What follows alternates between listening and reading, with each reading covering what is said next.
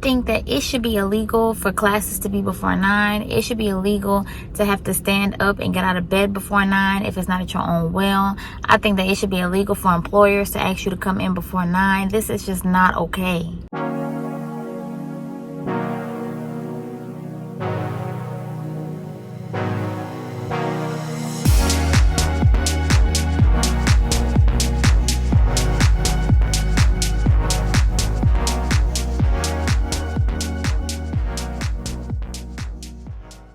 Hey y'all, happy Monday. Actually, my charger stay falling off the wall. It's so annoying. But I'm gonna bring y'all over here because this is what a good light is. And yes, I'm on the floor. You don't have to ask me. I need a desk. I know that's a desk. I don't like that desk. I need a desk and a ring light. I need a desk in front of a window. So I wanted to do this video and make it about my PhD process, really finding the program, and what applying to the program was like. And so at first I was just looking at different programs for exercise physiology throughout the United States, because I did know that I did not want to stay in Michigan. However, I would have been open to it, but I knew that that's not something that I really wanted. I would have done it, but that wasn't something that I wanted. So I started with that, looking at programs around the United States for exercise physiology, and then looking to see what research was being done at each university. And to me, that was a little tedious. And then one day I was talking to one of my professors at Central, and I was like, yeah, I want to apply to a PhD program.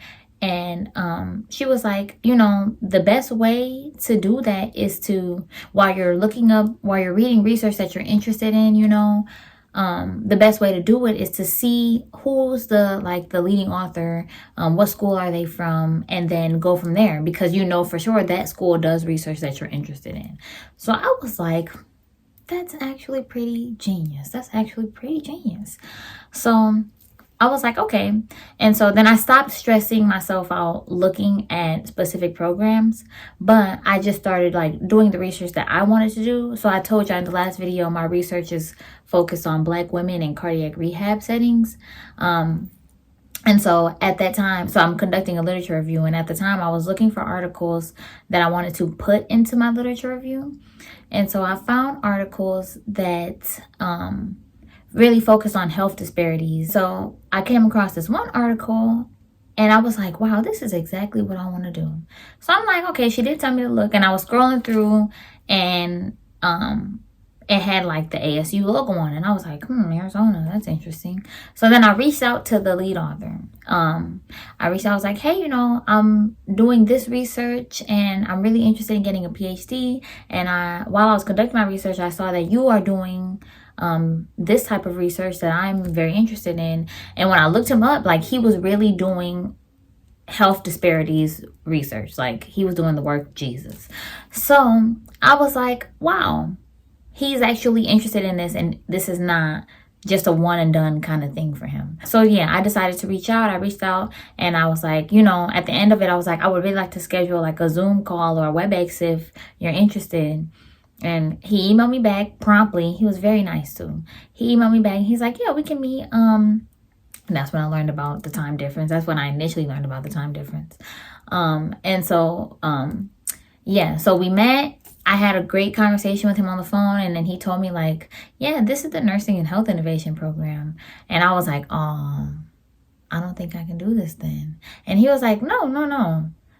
We accept all kinds of students. You don't have to be a nursing student to be accepted to our program. We'll accept exercise physiology, we'll accept public health, and things like that. So I was like, wow, okay, nice. But now that I'm in there, I met the other people. Every single one is a nurse. Every single one, except maybe one that I'm thinking about, but she might be a nurse. All of them are nurses. So I am not a nurse. I've never been a nurse. I've never really had a desire to be a nurse. So this is new. This is definitely new. At the end of our meeting, he was basically just like, you should apply to our program if you're interested. Look into it. This is the website. I'll email it to you. And he also pointed me to a few other people that I could speak with. So I did meet with them and I spoke, and I was really interested in the program. I asked all the questions that I had, and they were all super duper nice, like the sweetest people I've ever met, to be honest. This has been honestly the smoothest transition in school that I've experienced since undergrad and master's. Like, this is like, I don't know, they kind of walk with you. They hold your hand along the way. And so I decided, I think I will apply, but I will say I only applied to this school. This was literally the only PhD program that I applied to. So if I didn't get in, I did have a plan B, but I just really did not want to go along with that plan B. So, I was very stressed out, I will say. And I encourage people to apply to more than one program because I was in the trenches. Every night I was praying, Lord, please let me get into this program. I don't want to go with my plan B. Like, please. And so the Lord heard me and he answered my prayers. Thank you, Jesus. And I got in. I got into the school that I wanted to go to. So for the process, I had to get 3 letters of recommendation. I had 4 though. When you're asking for letters of rec, you need to ask early, and you always ask more people than what you need. Because if you need 3 and you ask 3 people and one person flake on you, because I have had people flake on me in the past. If you had people flake on you, you're donezo. Done. Finished. Just make sure that that's something that you keep in mind if you're interested in applying to a PhD program. So my biggest advice to anybody that's going to apply for a PhD program is to, first of all, figure out what research are you interested in? What do you really want to do? What kind of research are you trying to conduct, and what do you hope to, put out into the world?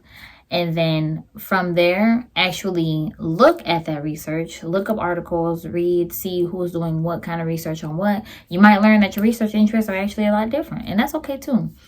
Just go back to step number 1, researching, figuring out what you're interested in.